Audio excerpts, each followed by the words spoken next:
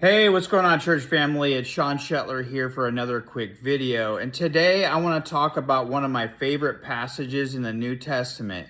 And it comes from Mark chapter 5, verses 25 through 34.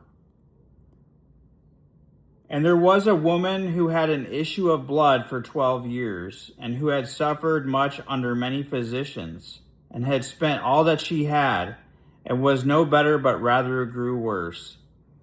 She had heard the reports about a man named Jesus, and came up behind him in the crowd, and touched his garment. For she said to herself, "If I touch even his garments, I will be made well." And immediately the flow of blood dried up, and she felt in her body that she was healed of her disease. And Jesus, perceiving in himself that power had gone out from him, immediately turned about in the crowd and said, "Who touched my garments?" And his disciples said to him, "You see the crowd pressing around you, and yet you say, 'Who touched me?'" And he looked around to see who had done it. But the woman, knowing what had happened to her, came in fear and trembling, and fell down before him, and told him the whole truth.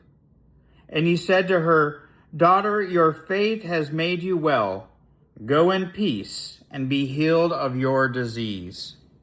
See, this ties to evangelism, because as Christ followers, we're called to point people to Jesus.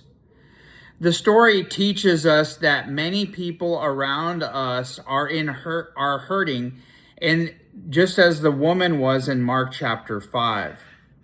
Some are struggling with addiction, loneliness, depression, broken marriages or relationships, guilt or unforgiveness, or hopelessness. They may look fine on the outside, but on the inside they're desperate for healing.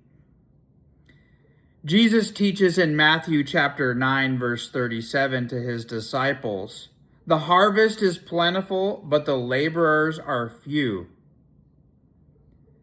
In Hebrews chapter 11, verse 1, we see faith is confidence in what we hope for, and the assurance about what we do not see.